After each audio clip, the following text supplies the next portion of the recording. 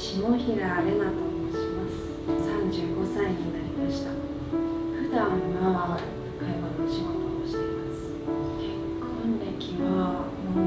う10年ぐらいですね。本作は家庭や仕事の中で長く支える側に立ってきた女性が自身の内面と向き合う過程を丁寧に追ったドキュメンタリーです。人のために尽くすことを大切にしてきたからこそ生まれた迷いや、年齢を重ねた今だからこそ芽生えた素直な願いが落ち着いた視点で描かれています。派手な展開ではなく、関係性の中で見過ごされがちな感情の変化や選択に至るまでの心の揺れを静かに記録しています。誰かの役割を生き続けることと自分自身を大切にすること、その2つの間で揺れる姿は立場や性別を問わず多くの人に共通するテーマかもしれません。この選択をあなたならどう受け止めるでしょうか。